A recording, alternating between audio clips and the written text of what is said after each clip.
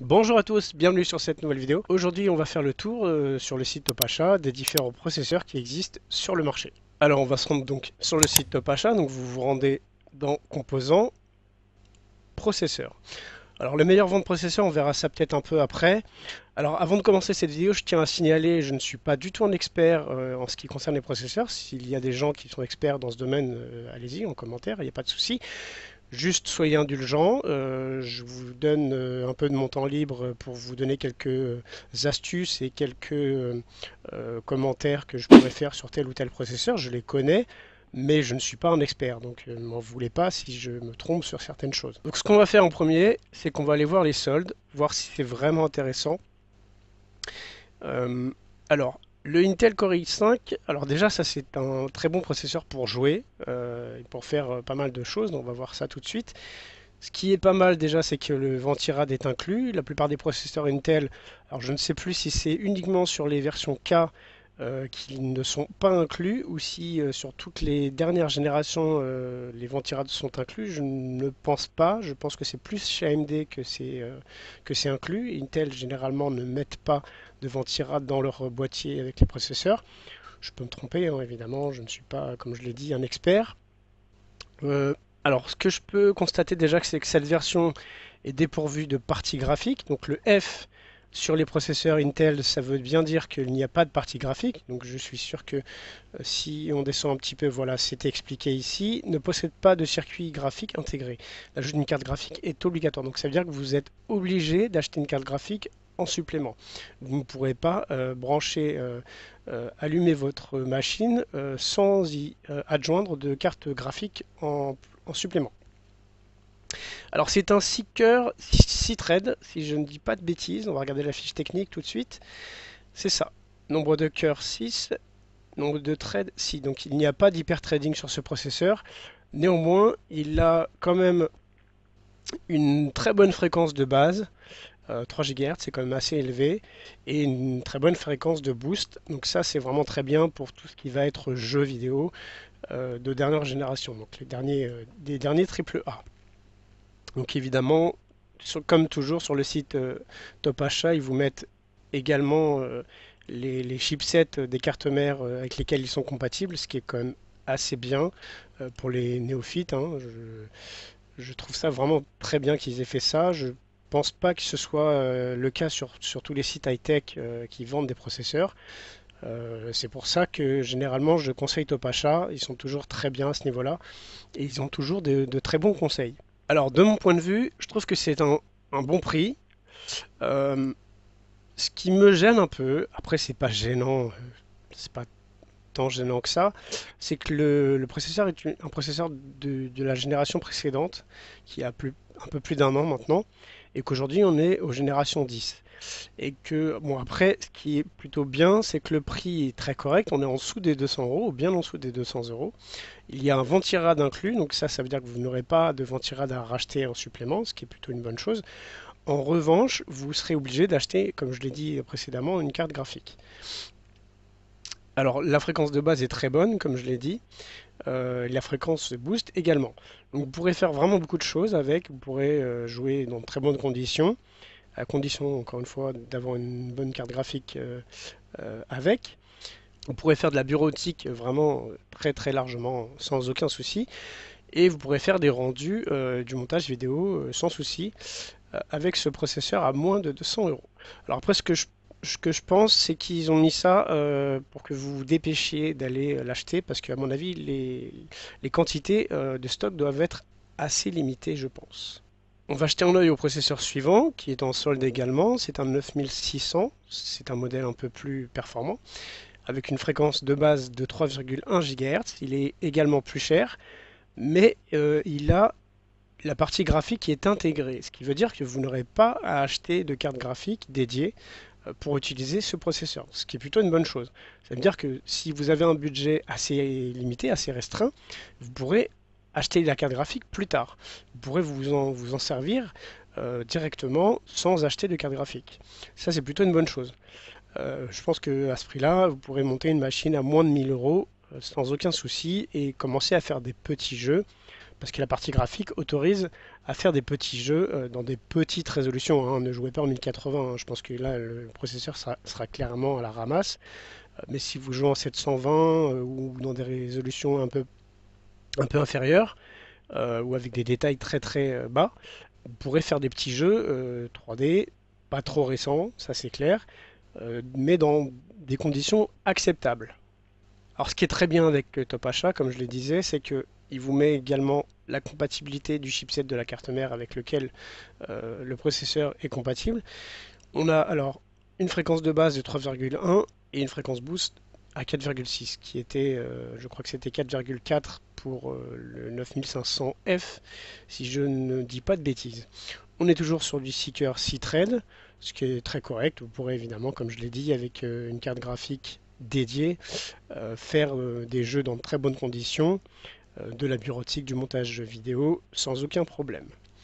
Et il vous met également, il vous précise bien qu'il y a une partie graphique intégrée, Intel HD 630, qui je trouve est une carte graphique intégrée très acceptable pour faire des petits jeux, encore une fois, et des tâches courantes. Alors ça me fait rire parce que pour ceux qui ont connu les AMD Sempron, ce sont des processeurs qui ont une bonne vingtaine d'années maintenant. Alors pour les plus jeunes, je pense pas que vous ayez connu ça, mais ce sont des processeurs qui sont arrivés au niveau des années 2000-2005, je dirais, je ne pense pas me tromper, avec des fréquences vraiment très très très basses. En fait, ce sont des processeurs castrés par rapport aux Athlons. Ce sont des Athlons qu'on a castrés, où on a enlevé des cœurs, où on a enlevé beaucoup de fréquences. La fréquence est juste ridicule, 1,45 GHz. Quand on sait qu'on peut arriver à 5 GHz, 5,3 chez Intel en natif, enfin en mode turbo, mais sans overclocker.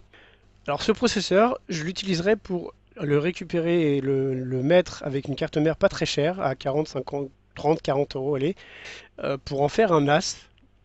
Ça suffit largement, il n'y a pas besoin de plus. Au même titre que le Celeron, hein, ça peut être à peu près, c'est à peu près dans les mêmes puissances. Pour faire un NAS, parce qu'un NAS, il n'y a pas besoin de beaucoup de calculs très élaborés. Les fréquences ne servent à rien. Il y a des NAS qui tournent à 1 GHz, à 800 MHz.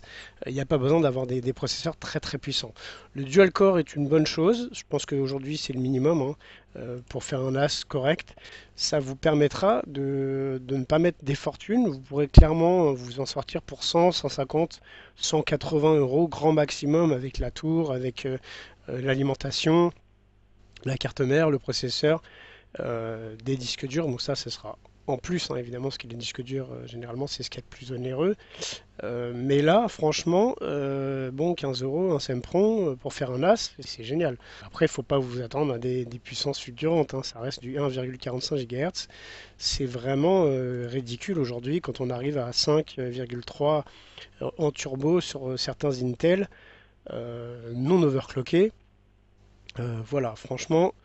En plus, apparemment, il y a une petite partie graphique qui est ridicule, 400 MHz, mais il y a quand même une partie graphique. Donc, apparemment, d'après ce que je lis, hein, vous n'aurez pas besoin d'acheter de carte graphique supplémentaire. Donc, ça, c'est quand même assez étonnant. Pour 15 euros, franchement, si vous voulez vous faire un NAS ou un petit serveur de fichiers ou un petit serveur tout court, bah, franchement, pas très puissant évidemment, ça vaut carrément le coup. Alors, on va regarder le dernier, mais là, je pense qu'on est carrément overkill, comme on dit. Intel Core i7 6950X, Extreme Edition 3 GHz. Alors là, on est sur du 10 cœurs, ventirad non inclus en plus. Alors là, déjà, le processeur, bon, ok, il est en réduction, 25% de remise. Ok, il était à 1749 euros en temps normal. Alors après, c'est un processeur de 6e génération. Je rappelle qu'on est aujourd'hui sur la 10e génération. Le X, ça veut dire qu'il est complètement débloquable. Vous pourrez l'overclocker sans aucun problème. Mais surtout, le X s'apparente au fait que ce processeur doit être installé sur une carte mère très spéciale qui est extrêmement chère et qui pour moi ne vaut pas le coup aujourd'hui, clairement. C'est une ancienne technologie qui est gravée en 14 nanomètres. Pour le même prix, vous pourrez avoir chez AMD et pas chez Intel, parce qu'à ces prix-là, ça n'a aucun intérêt d'acheter du Intel. Des Ryzen 9, même des i9 hein, chez Intel, hein. Vous passez chez Intel, vous prenez un i9, et vous êtes en dessous de 1000 euros, hein, sans aucun souci. Vous êtes entre 500 et 700, 800 euros. 1000 euros pour ceux qui prennent les dernières générations de i9, mais clairement, à ce prix-là, ça n'a aucun intérêt. Vraiment aucun. Alors on va retourner sur la page principale, le listing processeur, et le premier qui vient, c'est le Ryzen 5 3600. 3600. Et alors ça, c'est vraiment un excellent processeur. Pour l'avoir vu tourner, pour avoir vu des benchmarks, pour avoir vu plein de choses dessus, c'est pas uniquement parce que il y a plein de youtubeurs high-tech qui ont fait des reviews dessus que je peux vous en parler. C'est vraiment un excellent processeur pour le prix, hein, encore une fois, hein. Pour le prix, il est vraiment très bon. C'est un Seeker 12 threads. Je pense que là, il n'y a même pas photo, hein. Vous voyez les avis, il y a plein d'étoiles. C'est au maximum. Je pense on peut clairement l'acheter les yeux fermés. Vous pouvez vraiment tout faire avec. Alors ça reste un budget, on va dire onéreux, hein, parce que 220 euros, c'est plutôt onéreux. Mais pour les performances qu'il a, franchement, encore une fois, vous pourrez vous faire une bonne machine pour 1000, 1200 euros grand maximum, avec une carte graphique dédiée évidemment, sans aucun souci, et faire vraiment tout ce dont vous avez vraiment besoin pour travailler, pour jouer, faire du montage, de la retouche photo, de la modélisation évidemment si vous avez une bonne carte graphique associée. Mais clairement, pour ces budgets-là, franchement, c'est royal. En plus, il vous met effectivement à chaque fois, comme toujours chez Topacha, la compatibilité avec une carte mère avec ce chipset-là. La mise à jour, il vous met même le lien pour la mise à jour. Donc franchement, c'est un processeur vraiment que je recommande, avec des très bonnes fréquences. Alors je les ai plus en tête, je sais que 3,6 de base, c'est vraiment très haut, hein, franchement, pour un processeur Seeker en base, 3,6 c'est très bien, 4,2 en boost c'est excellent. Donc pour les jeux, c'est vraiment royal. Parce que je rappelle que pour jouer, ce qui est important, c'est pas le nombre de cœurs, hein, c'est vraiment la fréquence. Plus la fréquence est haute, plus le jeu tournera bien, dans de bonnes conditions, avec un maximum d'images par seconde. C'est pour ça que la plupart du temps, Intel a une petite avance quand même sur AMD, mais AMD continue à creuser l'écart qui est de plus en plus faible, hein, avec les fréquences qui augmentent de plus en plus. Mais je rappelle quand même que Intel est quand même toujours devant en ce qui concerne les processeurs pour pouvoir jouer. Alors ce qui est très bien avec AMD, je le rappelle, c'est que chez AMD, tous les processeurs que vous achetez sont overclockables. Contrairement à Intel, où je vous montrerai un peu plus tard, qu'il n'y a que certaines gammes de processeurs qu'on peut overclocker.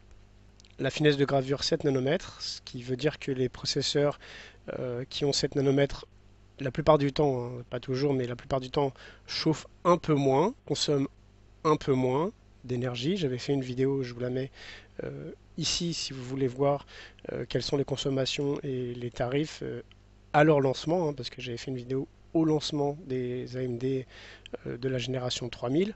Il supporte le PCI 4.0, le PCI Express 4.0, pardon, ce que ne fait pas encore Intel. Ça va arriver prochainement, mais Intel n'est pas encore compatible avec le PCI 4.0. Franchement, avec ça, vous serez vraiment tranquille pour faire du jeu, de la retouche photo, du montage vidéo, dans de très bonnes conditions. Alors le Intel Core i7 10700K, c'est un processeur de dernière génération de chez Intel. Et comme on va le voir, le K ici veut dire qu'il est overclockable. Si vous n'avez pas de K quand vous achetez un processeur et que vous souhaitez faire de l'overclocking, si vous n'avez pas de K, vous ne pourrez pas débloquer les fréquences. Après, évidemment, il faudra faire attention quand vous achetez votre carte mère avec, que la carte mère prenne bien en compte l'overclocking. Donc ces processeurs-là sont vraiment excellents pour la partie streaming et le jeu vidéo. Le nouveau socket de chez Intel 1200 qui vous obligera à changer de carte mère si vous êtes en 1151. Vous ne pourrez pas acheter ce processeur, le mettre sur une carte mère d'ancienne génération, ça ne sera pas possible. Le cache 16 Go, on est quand même en dessous de certains processeurs de chez AMD. Le ventirad n'est pas inclus, comme je le disais tout à l'heure sur l'offre promo qu'il y avait sur le Intel 9500F. Le prix, bon, après c'est un 8 coeurs 16 threads. Faites bien attention quand vous achetez un processeur, regardez bien effectivement la fréquence de la RAM, parce que si vous achetez de la RAM à 2133 MHz, bah, ce qui serait quand même dommage, c'est que votre processeur bride euh, votre RAM et malheureusement vous n'aurez pas une RAM qui fonctionnera à son plein potentiel. Il consomme quand même pas mal, hein, 125 watts, on est quand même sur les anciennes finesses de gravure, 14 nanomètres, quand je rappelle que AMD est passé à 7 nanomètres. Donc il y a un chipset graphique intégré, donc évidemment si vous n'avez pas de carte graphique achetée immédiatement, vous pourrez quand même avoir quelque chose sur le bureau et avoir de quoi vous en servir normalement. Alors c'est plutôt marrant. Je sais pas si vous vous souvenez, j'étais tombé dans les soldes hein, tout à l'heure euh, un 9500F à 3 GHz à 174,99 € et là on tombe sur le 9400F à 2,9 GHz à 174,99 €. Donc là clairement pour le même prix, bah, il n'y a même pas photo, hein, vous prenez tout de suite celui-là. Il a une fréquence qui est un peu plus élevée, le prix est le même, c'est juste qu'il est en déstockage. Vous aurez un processeur un peu plus performant pour exactement le même prix. Donc il n'y a même pas photo, celui-là, vous l'oubliez. Attention, c'est un excellent processeur.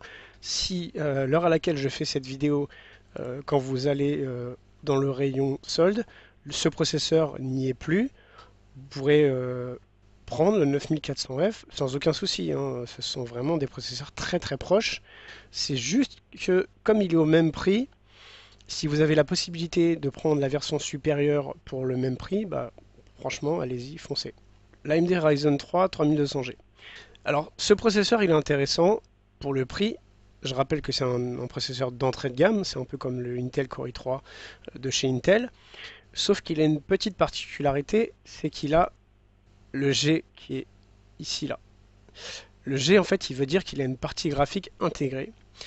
Sauf que cette partie graphique elle est un tout petit peu plus performante que les parties graphiques intégrées de certains processeurs côté Intel.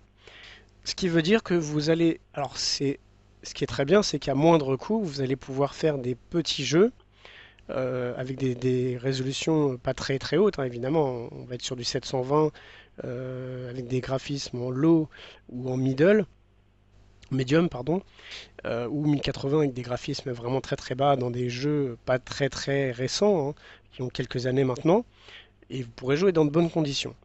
Ce qui est plutôt bien, c'est qu'effectivement, à ce tarif-là, vous pourrez faire une machine pour, on va dire, environ 500-600 € avec, comme je le disais, donc la partie graphique qui est intégrée, c'est une Radeon RX Vega 8.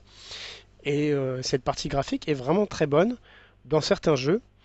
Et vous aurez franchement des performances très correctes pour faire de la bureautique, un peu de montage, pas très gourmand, hein, je vous le cache pas. Et encore une fois, hein, ce sont des processeurs qui seront overclockables comme tous les processeurs AMD, je le rappelle. Et évidemment, alors on va jeter un œil quand même à la fiche technique. Donc il a une fréquence de base 3,6 GHz, qui est quand même très très bonne, et une fréquence en boost qui est plutôt haute, hein. Franchement, je suis assez étonné. Alors c'est un quad-core. Alors ce processeur n'a pas de technologie SMT. C'est pas grave, hein, à ce niveau de prix, c'est normal. Alors je rappelle pour ceux qui ne savent pas que le SMT, c'est la technologie qui est employée par AMD pour faire comme chez Intel avec son hyperthreading, c'est-à-dire avoir une puissance de calcul au niveau des cœurs logiques bien supérieure. Le cache est bon, très basique et effectivement une carte graphique dédiée avec une fréquence correcte.